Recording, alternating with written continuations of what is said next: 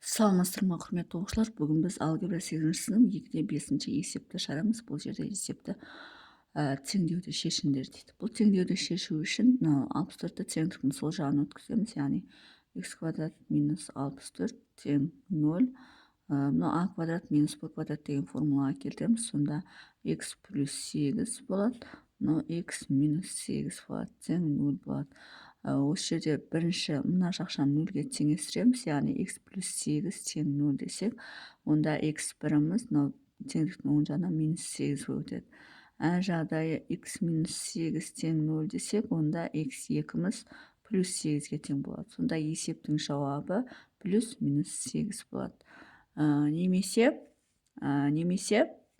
мына жерде 64 деп отырғанымыз 8-тің квадраты, олай болатын болса, бірден жауапқа x-тен плюс минус 8 деп жаза салсақ та болады. Себебі плюс 8-інде квадраты 64, минус 8-інде квадраты 64.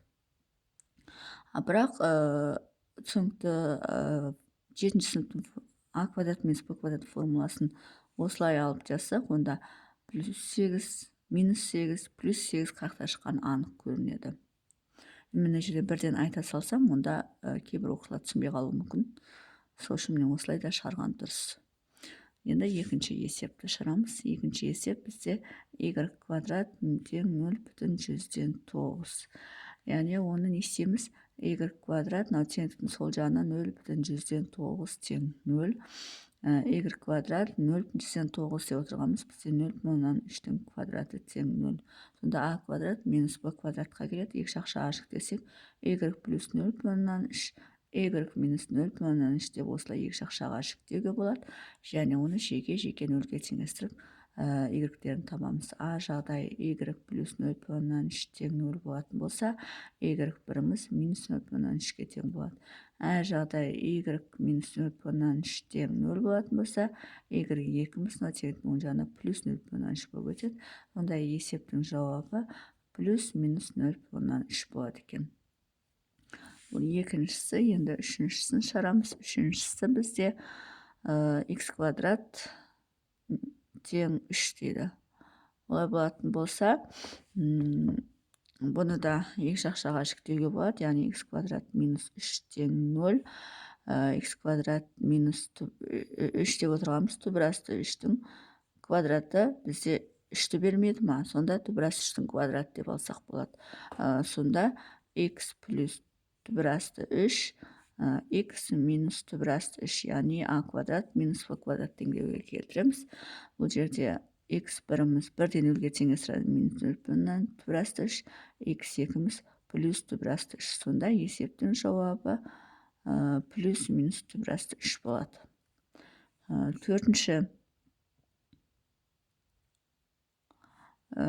y квадрат минус 10 тең 39 дейді. Енді 39-ды теңдіктің сол жағына өткізсек, y квадрат минус 10, теңдіктің сол жағына минус 39 болып өтеді, тең 0 болады. Y квадрат минус екеуі қосылып бізде 49 болады, тең 0 болады. Енді мынау бізде 49 деп отырғанымыз 7-нің квадраты, олай болатын болса, y плюс 7, y минус 7 тең 0. Олай болатын болса, y біріміз мына 0-ге теңестірсек минус 7 болады, мына 0-ге теңестірсек плюс 7 болады. Сонда есептің жауабы плюс минус 7 болады екен. Бесінші, x квадрат плюс 5 тең 30 дейді. Енді мына 30-ды теңдіктің сол жағына өткіземіз. Сол кезде x квадрат плюс 5, плюс 30 минус 30 болып өтеді, тең 0 болады. X квадрат тең 30-дан 5 аламыз, минус 25 болады, тең 0 болады. 25 деп отырғанымыз 5-тің квадраты, олай болатын болса, x плюс 5, x минус 5 деп осылай екі жақшаға жүктеуге болады. Сонда x біріміз минус 5-ге тең болады, x екіміз плюс 5-ге тең болады. Бұл бізде бесіншісі.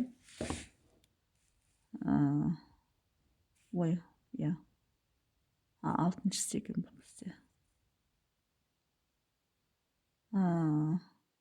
Мынау бізде бесіншісі екен.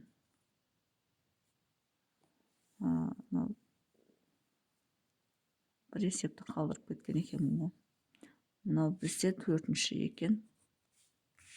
Енді үшіншісі қалып кеткен екен. Үшіншісі 3x квадрат тең 48 дейді. Енді бұл жерде мына ортасы көбейту болғандықтан екі жағында 3-ке бөліп түсе саламыз. Сонда x квадрат тең 3-ке бөлсек 1 болады, 48 3-ке бөлсек 16 болады. Дұрыс па? Енді 16-ның теңдігін сол жағына өткіземіз. X квадрат минус 16 тең 0 болады. 16 деп отырғанымыз 4-тің квадраты, олай болатын болса x плюс 4, x минус 4 тең 0 деп жазуға болады. Сонда бұл жерде x біріміз минус 4 болады, x екіміз плюс 4 болады. Сонда жауабы плюс минус 4 болады. Енді жетіншісін шығарамыз. Жетіншісі 5t квадрат минус 3 тең 77. 5t квадрат минус 3 мына теңдігін сол жағына өткіземіз. Минус 77 деп тең 0. 5t квадрат минус мына екеуін қоссақ 80 болады, тең 0 болады. Барлығын 5-ке бөліп тастаймыз, өйткені 5-ке мынау да бөлінеді, мынау да бөлінеді. Сонда t квадрат минус 80-ді 5-ке бөлсек 16 болады, тең 0 болады. 16 деп отырғанымыз бізде 4-тің квадраты, олай болатын болса t плюс 4, t минус 4 тең 0. t біріміз минус 4-ке тең, t екіміз плюс 4-ке тең. Жауабы плюс минус 4. 8-ші есепті шығарамыз. 8-ші есепте 2-ден 1 x квадрат тең 9-дан 8 дейді. Енді мына ортасы көбейту болғандықтан мына жаққа бөлу өткізуге кәдімгі x квадрат тең 9-дан 8-ді бөлеміз 2-ден 1-ге. 9-дан 8-ді 2-ден 1-ге бөлеміз. X квадрат тең, енді мына бөлуді көбейтуге айналдырып жүрейік. 9-дан 8 көбейту 1 бөлінген 2 бөлінген 1, яғни бөлінмеу алымы орын ауысып кетеді. Сол кезде бізде мына екеуін көбейтсек 16 бөлінген 9 болады. Сонда x квадрат деп отырғанымыз 16 бөлінген 9 болады. Енді мынаны теңдігін сол жағына өткіземіз. Сонда x квадрат минус 16 бөлінген 9 тең 0 болады. Бұл бізде x квадрат минус 4 бөлінген 3-тің жақшаның сыртында квадраты болады. Яғни 9-дан 16 деп отырғанымыз 3-тен 4-тің квадраты.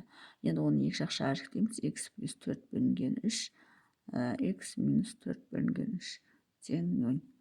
Енді есептің жауабы x біріміз минус 4 бөлінген 3 болады, x екіміз плюс 4 бөлінген 3 болады. Сонда жауабы плюс минус 4 бөлінген 3 немесе 4-ті 3-ке бөлсек плюс минус 1,3-тен 1 деп те жазуға болады.